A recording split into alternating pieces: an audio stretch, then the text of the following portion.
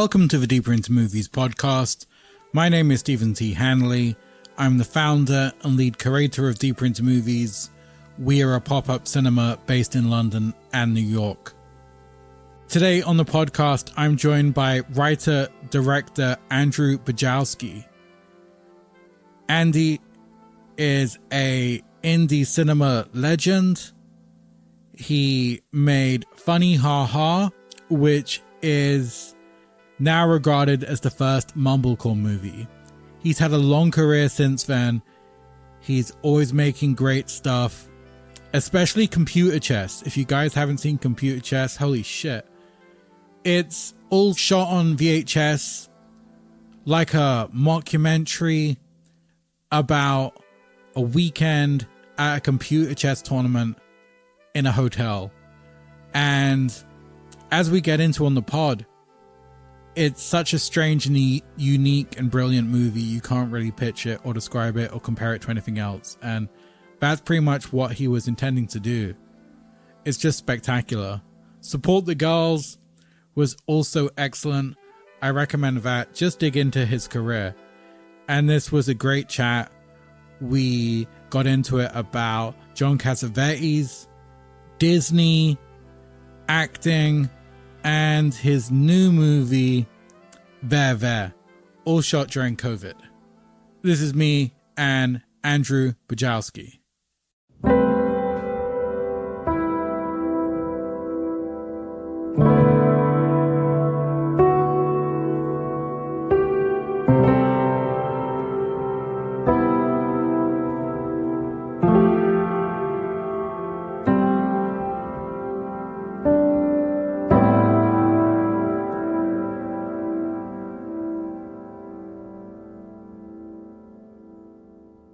How's things with you?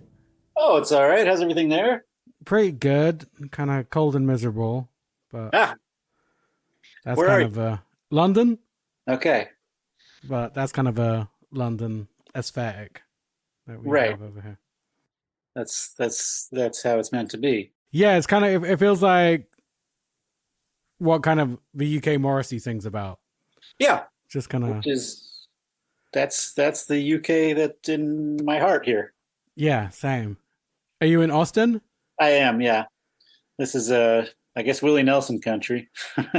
Although I don't know. It's balmy today. You know, Austin can't decide if it has winter or not. So it'll go a few days of winter existing and then it will change its mind. And we're kind of back in the winter doesn't exist portion of the winter. Did you grow up in Texas? No, I'm from Massachusetts, from Boston.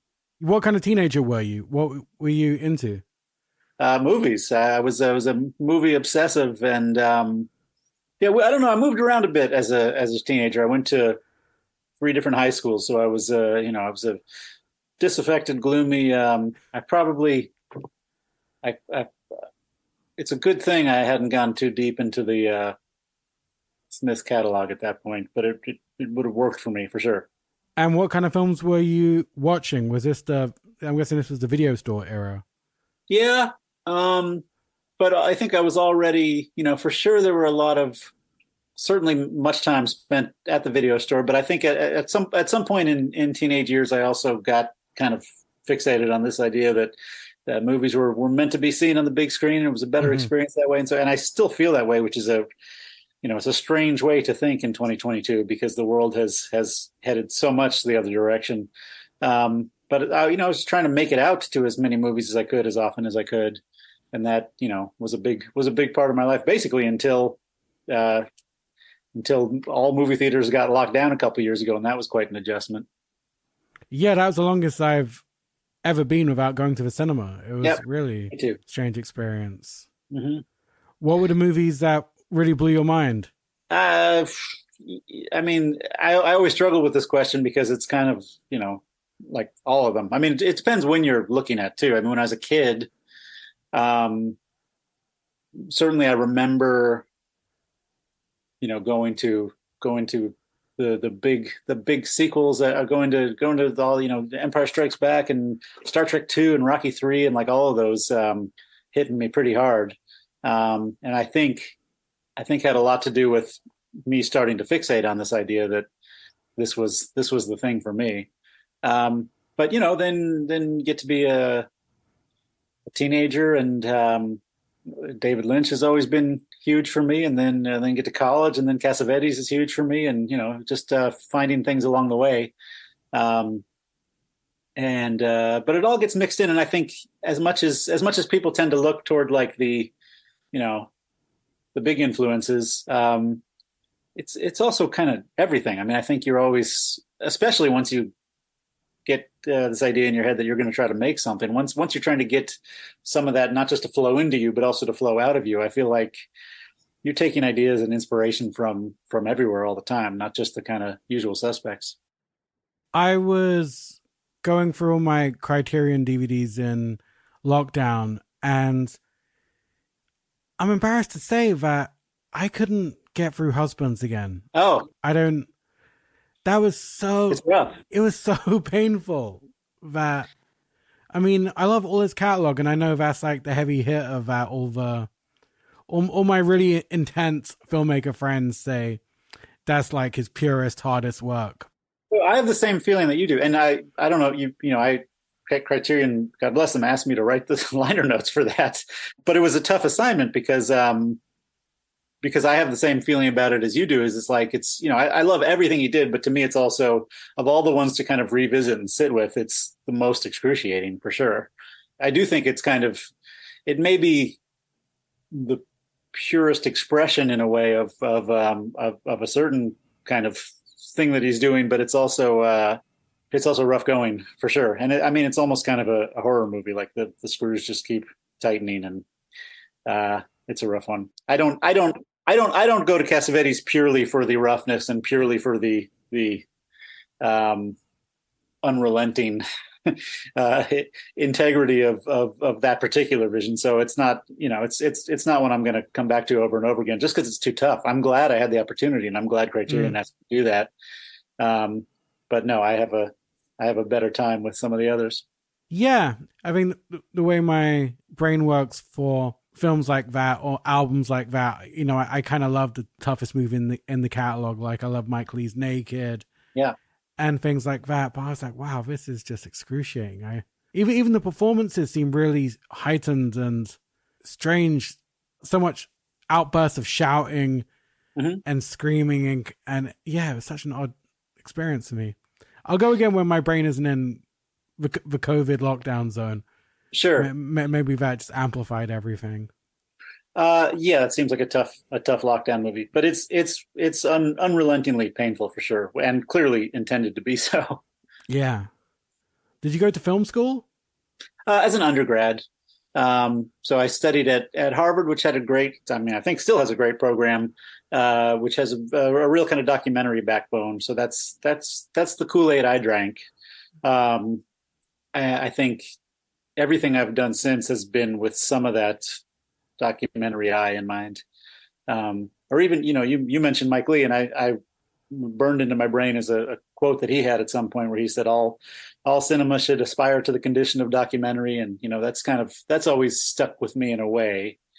Because I think in documentary and in that training I had as an undergrad, it's so much about just trying to learn to see what's in front of your eyes, which can, paradoxically, it can be the hardest thing when you're making a film, especially you're making a feature film, and, you're spending money, and it's a lot of pieces in place. There's so much work to do just holding the vision in your head that it can be difficult to hold the vision in your head and also just see what's right there, which may or may not correspond with the vision. That's always the trick, I think, is trying to adjust for what you've got.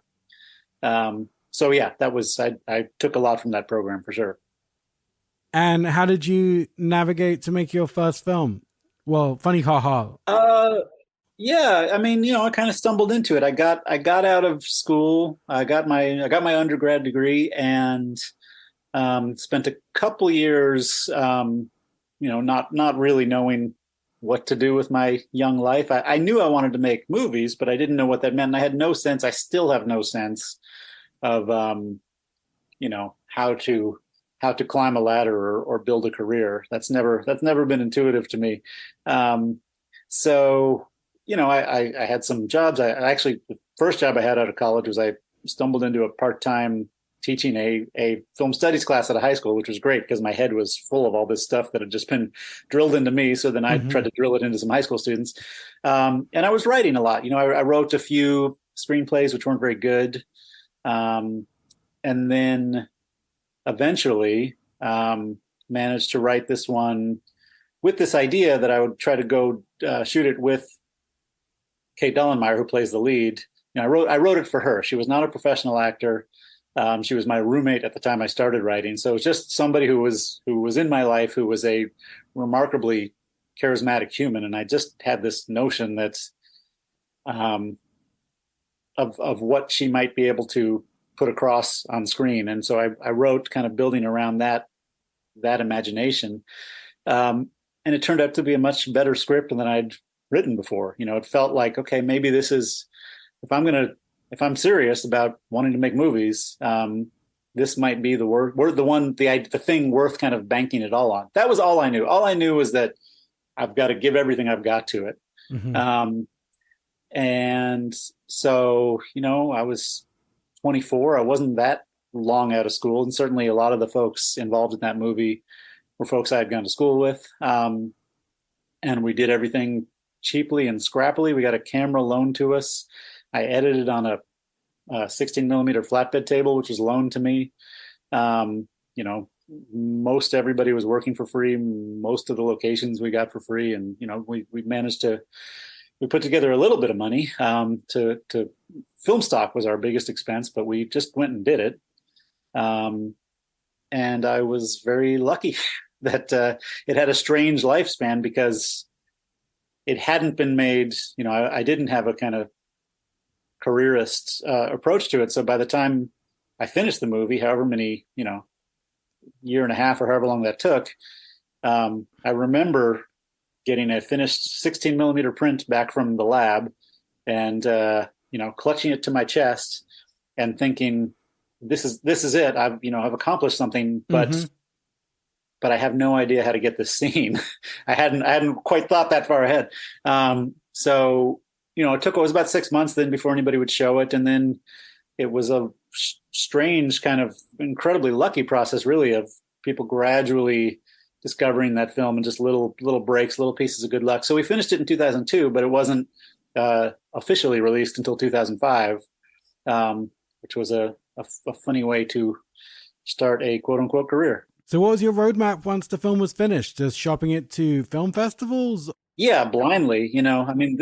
This was 2002. I went to a website called filmfestivals.com, which may or may not still exist. I don't know, but it just had a list of a lot of them, and I blindly applied to a bunch and got rejected from almost all of them.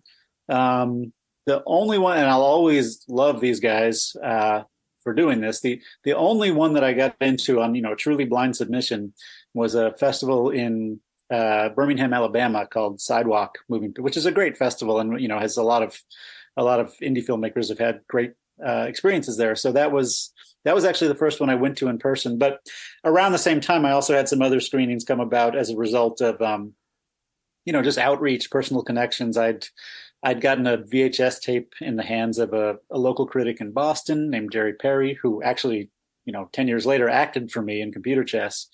But Jerry gave us our first screening in Boston as part of just a series of local filmmakers.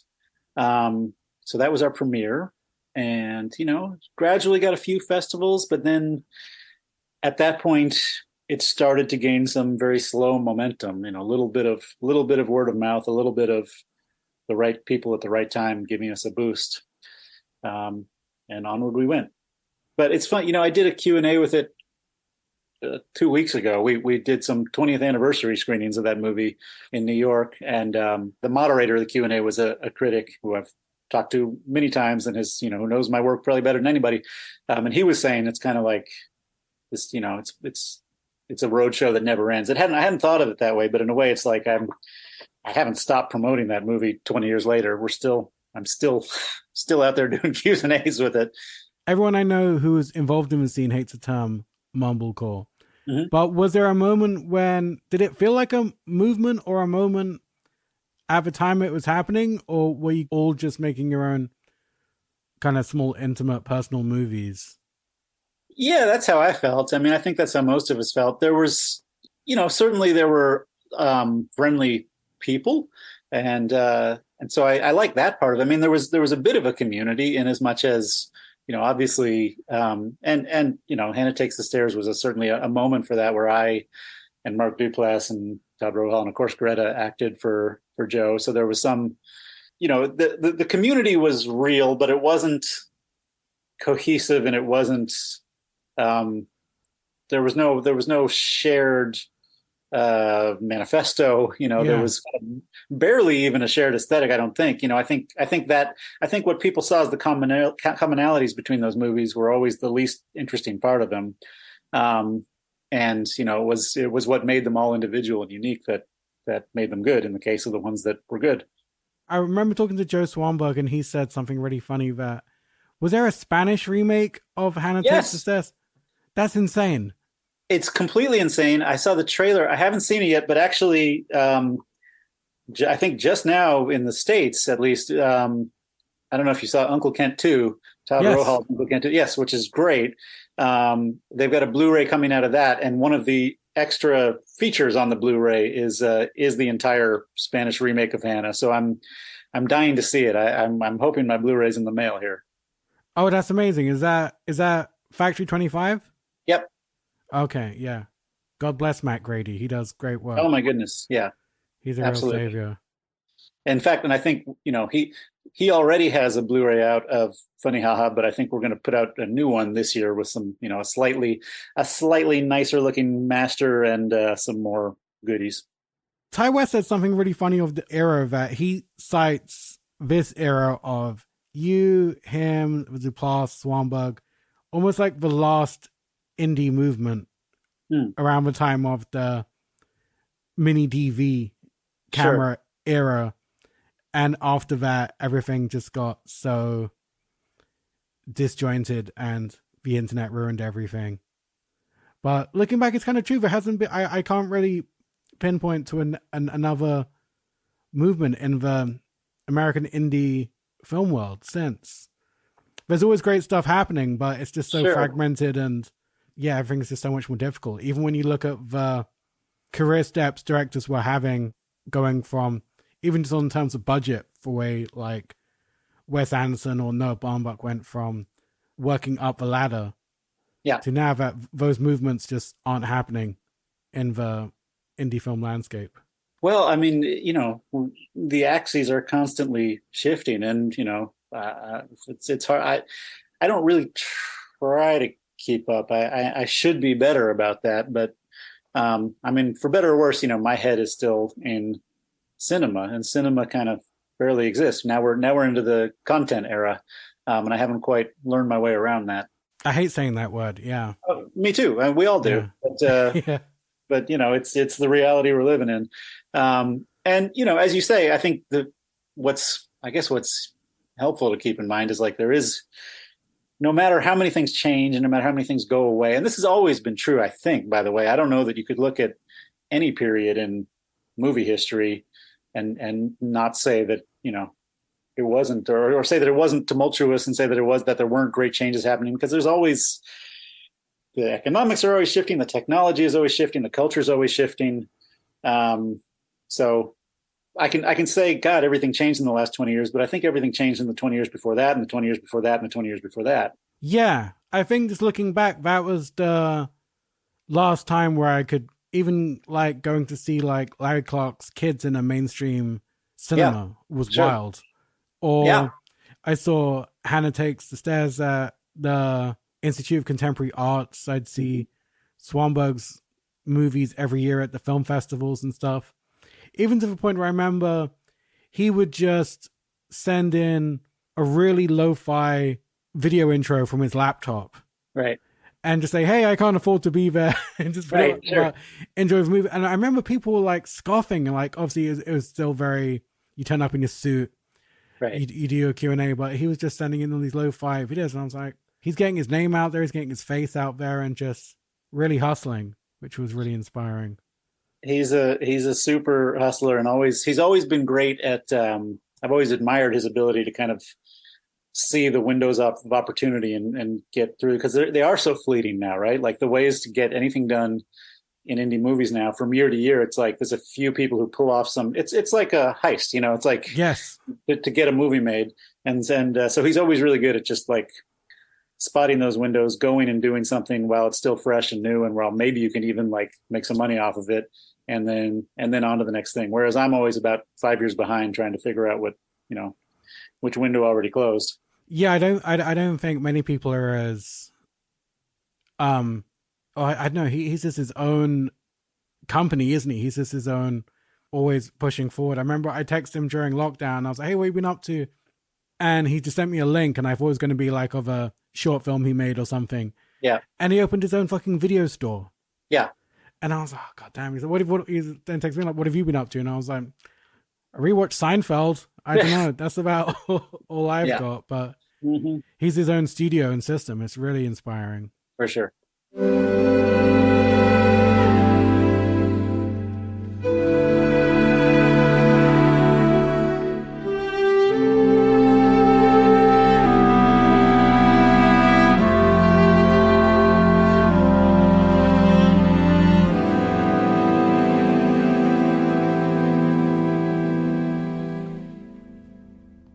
This episode is brought to you by our friends at Mubi. Mubi is a creator streaming service dedicated to elevating great cinema. And did you know Mubi has a magazine? Mubi just sent me the new issue of Notebook. It's called Notebook. And firstly, I gotta say, the paper smells so good. Do you guys know what I'm talking about when you get like a new book or a magazine that has that nice recycled paper and it just smells really good? Like all things Mubi does, it's super nicely designed, it's got a great aesthetic, and the contents are great too. There was a feature on Park Chan-wook, which I really liked, and a really great feature on Michelangelo Antonioni. And here's the deal. The magazine comes out twice a year, so you can subscribe now to receive the next 2 issues of Notebook for £30 at mubi.com/magazine. And all the magazine subscribers get a free gift. I love free stuff. So go check it out for yourself. Go to mubi.com/magazine and keep printed matter and especially film magazines alive. Go do it.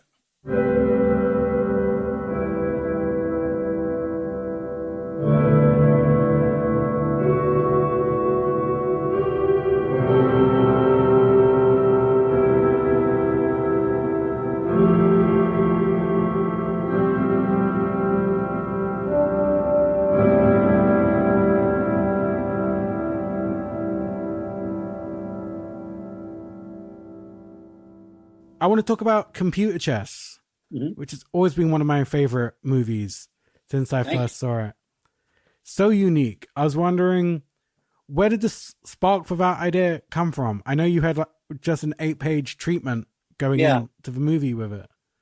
Yeah, it's hard to reconstruct. I know the first spark of it for sure was just seeing some images from those old Portapak cameras. And falling in love with them, and just thinking, wow, this doesn't look or feel like anything else. It's the old analog video from, that came before the kind of camcorder era that I grew up in. Because of the particular technology, and I'm not the guy to speak to the technology, but the tubes in the camera rather than the chips in the camera. It has this weird organic quality to it. It certainly doesn't feel like film, but it also doesn't feel like any of the video that came after. And in a strange way, because it's so specific and so particular to a certain era, it's like it really immediately evokes that era too. Like you can't see an image like that and not be just transported right back to this kind of 70s zone and a particular feel. So, it's kind of and maybe I think there was also maybe like a kind of snarky I had just made 3 movies on 16 millimeter. Hmm. And as you were saying about Ty West and like this kind of DV revolution, I sort of sat out the DV revolution, but would get asked about it all the time. People would say, well, when are you going to shoot on video? When are you going to shoot on video? So in a way, this was kind of my obnoxious response. Like, I'll show you, That's I'll show amazing. you a video. I'll show you real video. Yeah. Yeah. But thinking of form and I loved working on 16 so much. It's such a beautiful format, and I still love it. But I guess I'm a big believer that well, I don't know if whether or not the medium is the message. At least the medium has a massive impact on the message, and you can't. I'm not medium agnostic. I'm not platform agnostic. I think all this stuff matters Hmm. in terms of how you see and feel a movie. So I thought, okay, if I were to tell a story with these kind of images, what would that story be? And just kind of randomly, I had, I'd seen something written somewhere about early computer chess tournaments. It was not something I knew anything about. I like chess, but I'm not any good at it. I haven't studied it. I know fuck all about computer programming. But whatever reason, I was intrigued by this notion, and it kind of stuck to that idea of these images. And so it was just a crazy back of the mind fantasy. A friend of mine at one point, we were a filmmaker friend, Jeff Nichols. I was having breakfast with Jeff, and he, we were talking about like impossible projects, movies that we could never get made. And I mentioned this idea to him, and he essentially dared me to. He said, "Well, write a treatment, and have a treatment on my desk next week or whatever." So I wrote a treatment on a dare, and then it sat in a shelf for a while. But there came a time shortly after my first child was born where I thought, if I don't make a movie now, I'll never make one again. So just kind of jumped off a cliff, and it's crazy that movie exists. It's crazy that we pulled it off. Nothing about it made sense or was sane. The fact that it turned out, pretty well, and for a lot of people, I think it's their favorite of my movies is pretty unlikely, given the odds would certainly seem to be against that happening at all. And just to geek out, I was wondering, for the cameras, do Yeah. these record onto a tape? They did. So if we had shot this in 1970 something, it would have. But so the cameras, to find a camera in working order in this century, you can do it, and you can go on eBay or you can find collectors or whatever. And I think we had 3 cameras because we couldn't be sure that one wouldn't go down at any moment. But to find a tape deck that's in working order is much harder. They were much less reliable. So we made the decision, and we're also like digging up, ancient engineers. We found a guy who lives in the suburbs, not too far from Austin, who had been an engineer at Sony in the 70s, and he was hugely helpful. And we were getting a lot of advice on this dead technology. And ultimately what we figured out how to do was to take that analog image, run it through some converters. And so we never did record to tape is the short answer. We did, when it went to a hard drive through multiple converters. It's a relatively lightweight camera. It was designed to be a lightweight camera, but somewhat paradoxically, it ended up being pretty unwieldy for us because we had the little light camera, but then tied to like 20 converters and boxes. And so we had to bring a cart around everywhere with it, but it worked.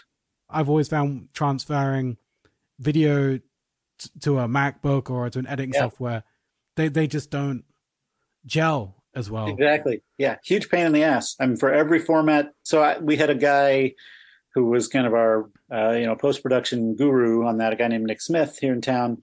And, poor Nick just suffered with me through every iteration because these things were not meant to work together. So every time, whether we're mastering a QuickTime file or a DVD or a Blu-ray or what, like every format, there were new problems and new things we had to figure out. And this was, I'm not the tech guy, so these were Nick's headaches more than mine. But I would sit there with him and watch him figure it out. And it was a challenge for sure. It was not, and even to this day, like it's, the movie is shot at the native video frame rate of Hmm. 29.97. So what that's and interlaced. So what that's also not good for is DCP. DCP doesn't do that. Hmm. Um, so I'm always at pains now when people screen the movie. I'm I'm still out there explaining to them like actually, even though DCP is the standard format, it's not, it's the kind of the worst way to watch this. You're better off just running a DVD because that will retain the frame rate. Oh my god, that's amazing. Yeah. So, what did you watch for reference for computer chess? Because I can't associate with any other movies. There's a weird Lynchian quality toward the end, but That was the idea, man. I mean, that was our highest aspiration was let's go make something that doesn't, we don't know the precedent and we don't know where to go from there. We're kind of trying to make a cul-de-sac movie. And yeah. and support the girls. How amazing is Regina Hall? That's such a spectacular performance. Very amazing indeed. Again, that film's like a film from a different era. That it almost feels like Trees Lounge or something. Sure. What were you watching when preparing that? You know, I don't tend to, and I probably should, but I don't tend to do a lot of let me sit down and revisit this and this and this. It all kind of lives in my head one way or another. So as you say, I mean, of course, I'm sure I'm taking influence from all kinds of 90s indies and all over the place. But there wasn't one thing I went and studied. It was a tricky it was a tricky thing to devise because it had so little. There was so much choreography in that movie, um, and Regina has to be so she has to tap into deep emotion constantly, but she also has to be very precise because it's almost every scene is she's trying to do one thing and then gets interrupted by three other problems. Uh, Yeah, so there was almost nothing in that movie that I thought of as a kind of conventional scene. For me, a scene is a thing where maybe two or three or four people sit together or stand together, or are in a place together, and over the course of some minutes, some things are exchanged, and so those are great fun to shoot. When you can kind of spread out, and maybe that's where you can explore things with the actors, and whether you're ad libbing or not, where you can just try to kind of feel something out and open it up. Whereas in Support the Girls, we couldn't really approach it that way because almost everything was about timing. Almost everything was you start to say this, you start to feel this, and then this, and then we go over here. And yeah. but it's a huge credit to the whole cast that they could hold all that in their heads and make it work. And you co-wrote the script for Disney's Lady and the Tramp. Yeah. How did you land that gig? Oh, luck. It's always luck. Um, there was a producer on that picture, a guy named Brigham Taylor, who's an old Disney guy. He spent a lot of his career within Disney, and now he's outside of it, but works with them as an independent producer.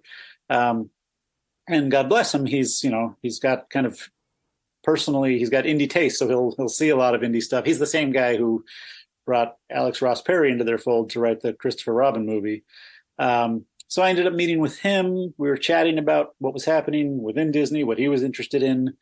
Lady and the Tramp came up, and I got excited because I think of all the Disney movies, it's probably the one that is most intuitive to me. And as much as it's not a fairy tale. It is this kind of uh, maybe ironically for a movie about dogs, but it's kind of the most human of their movies. That it's Yeah. it's just a relationship movie. So I got excited. We still had to go into Disney and tell them what we wanted to do with it, and we got lucky also that they were. It was right when they were about to launch Disney Plus, and it was kind of exactly what they wanted in their pipeline. So it's the first time I've had a few Hollywood gigs over the years, but it's the only one I've had where it was clearly a priority for the studio, and things move very differently when the studio is actually motivated and you're not just kind of their like farm team. And how was it working with those guys? Were there many notes? Did they get your vision? Or Well, it wasn't about my vision. I think that was I've learned to have different brains for this. So when I sit down and when I make my own movie, for better or worse, there's kind of I'm stuck with my vision. There's no other North Star to point to than whatever's coming, whatever's bubbling up within me, or whatever I'm looking toward. But it's all I have to follow my own heart because there's nothing else to follow. Whereas in a professional situation, if I'm out in Hollywood, and Lord knows if I'm doing Lady and the Tramp, like I don't kid myself that anybody is paying for Andrew Bujalski's Lady and the Tramp. We're doing Disney's Lady and the Tramp, and I'm doing my best to contribute to that. Of course, things are going to end up. There'll be jokes that I think are funny, and there'll be some of my personality is going to end up in there. But also, it's the nature of that process that a lot of my personality gets weeded out. I mean, I was the first writer on that version, but I think there's the one credited writer and there's a bunch of other uncredited writers. So it turns into a Disney product ultimately, which is what it's supposed to be. Yeah, Alex Ross Perry said he had a really good time on working with them on Christopher Robin, and he kind of said he realized very quickly they're quite aware if you're looking for a payday, if you're cynical or jaded about Disney and the Disney empire, they sense it straight away and it's going to be a no-go. They know the brand. Yeah, they're a lot smarter and more tuned in and self-aware than he thought, but then he really enjoyed the experience. He's a real Winnie the Pooh fan. Yeah. So I think it was real goals for him. Yeah, absolutely. No, I had a great experience as well. I mean, you kind of, you know what you're there to do and you do your best, but everybody it was a collaborative thing. Everybody was very nice. Everybody was very respectful. I never felt, I was never ill-treated. I had fun. I made some money. It was good all around. And I got to show it to my kids, that was great. That's cute. Yeah. Yeah. That's really nice. There. Mm-hmm. You shot this over COVID? We did, although, it took a while. So, it's a tricky thing to talk about because on the one hand, of course, COVID had, a lot to do with inspiring, this production, but on the other hand, it's not exactly a COVID thing. We made the choice to do this. I guess that's what I'm at pains to point out is like, it's not like we were trying to make a conventional movie and then COVID came along and then we were forced to make something weird. It's, there was a very, a very conscious decision and commitment to make something weird that to me, is kind of less about COVID than just a grand cinema experiment. We're doing something that you could have done 20, 50, 100 years ago, one way or another. And it's kind of always been, for me, it's like, it's always been there in how cinema works. This weird fact of, the lie and the truth of editing, that every time you cut from one person to another, there's a fakery there that you have to accept. That's what movies are, is like kind of that dream of going from one space to another, without feeling the crack between them. And here we made the crack very evident. It's like we took a regular movie and like a piece of taffy and just pulled it apart so that the actors are always separated. Yeah. And the spaces are always separated. And, to me, then again, kind of like computer chess, where you have this idea of format or how you're going to do something, how you're going to approach something technically. And from there you go, okay, well, if I'm doing that, then what is the story that I need to tell that way? And this was the story I landed on. I love the performances. Lenny James, he was so fantastic. Yeah. So charismatic. I've mainly seen him in British movies where he's a gangster or he was a cop in The Line of Duty, but yep. What an incredible guy.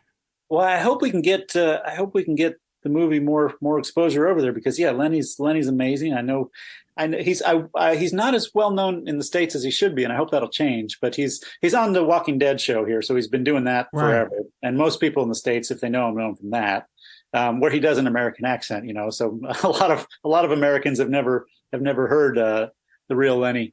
But yeah, I mean, just the coolest, sweetest guy, and like a total acting Terminator. I was kind of stunned because he's this movie, I've never done a movie that was harder on the actors because they were all shot alone, or I shouldn't say alone, but like with minimal crew, and they would have a reader working with them, but not the actual performer in the scene with them. So Wow. Lenny never That's met. even more a testament to their Oh my gosh, performance.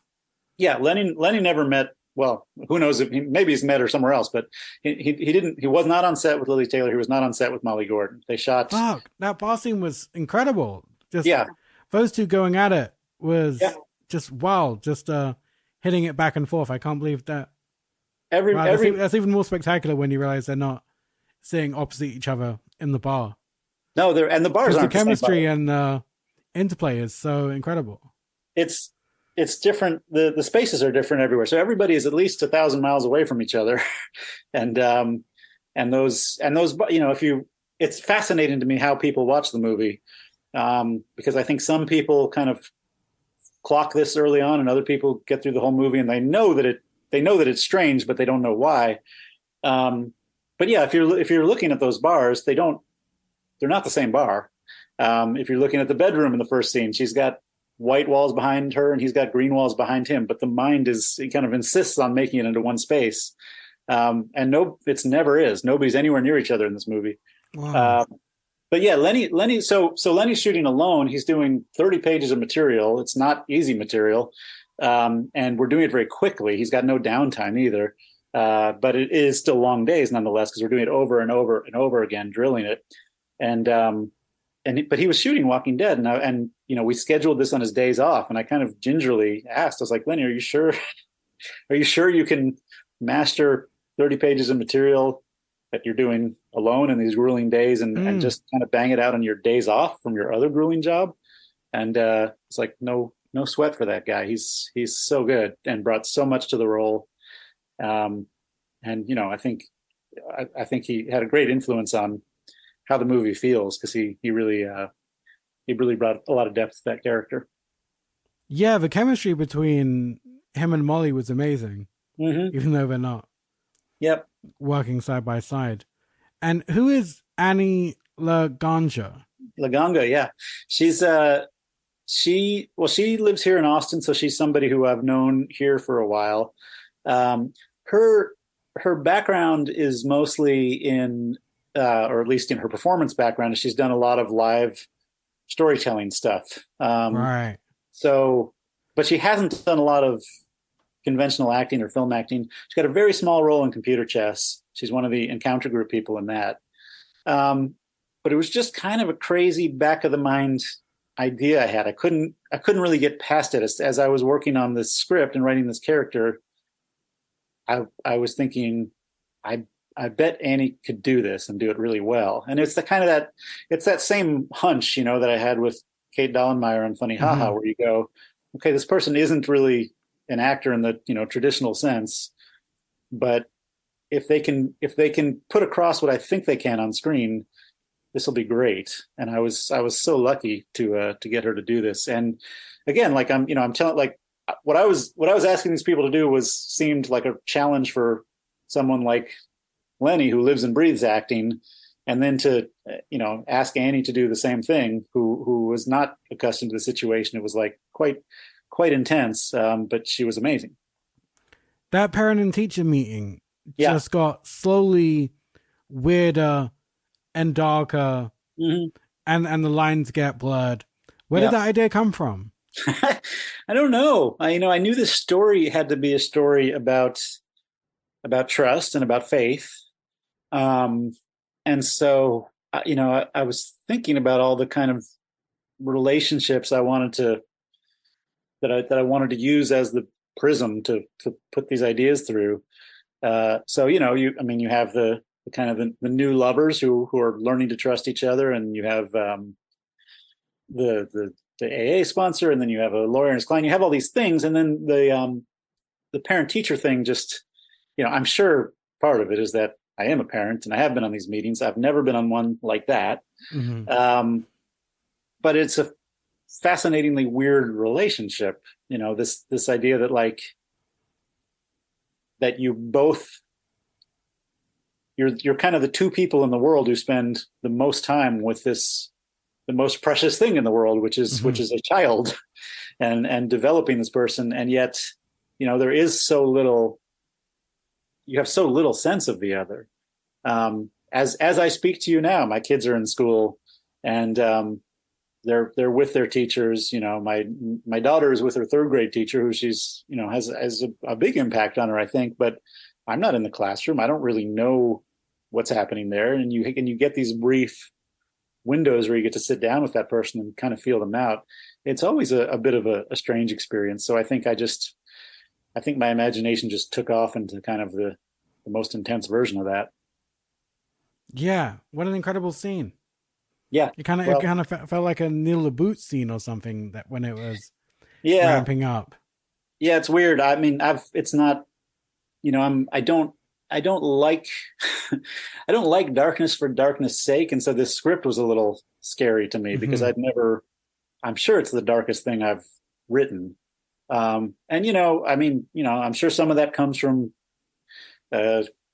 writing it in early pandemic times, and I'm sure some of it comes from being middle-aged. But that was something I had to grapple with too, was like, can I do this? Can I steer this thing into a darker place than I'm accustomed to or comfortable with? But for me, ultimately, as dark and as difficult as the movie is, I think it's also, because it's about faith. I guess my feeling is like, faith isn't faith until it's tested. And so in a way, it's the movie's all about that test, but it also, there has to be hope in it, or else I don't have a way in. Yeah, no, that was totally there. I just really like those gray areas and those undefined characters that aren't clearly good or evil. Even when she's saying like, look, I'm going to wrap it up. You've got your next parent coming in. I'm not out to destroy your life, but how are we going to work through this? This is, a fucked up situation for all involved. Mm-hmm. It was so great. Yeah. Well, and that's part of why I was excited to cast Annie, because I felt like she could, that was, I guess, something that I sensed in her. I don't know if it's because she's, from California or what it is, but there's something about Annie. Like, I think Annie can be very comfortable with darkness and with toughness. And yet there is always this kind of underlying caring in it, or that's what I sense from her. So, yeah, definitely. That's what was so great about the performance. Yeah. And finally, what do you want to do next? Have you got more projects on the go? I've got something I've written that I'd love to do and I hope to do. But it's tough out there, man. So, tell me about it. Yeah. We'll see. We'll see if I can pull it off. Cool. That's a good note to end on. Yeah. Great. It's been so nice talking to you. I've been such a fan of your movies for so long. This has been really fun for me. Thank you so much. I appreciate the time. And yeah, I'll drop you an email about trying to bag your catalog for the streamer. Please, I would love it. Great. Take care, buddy. You too. Thanks. Cheers. Bye. Bye.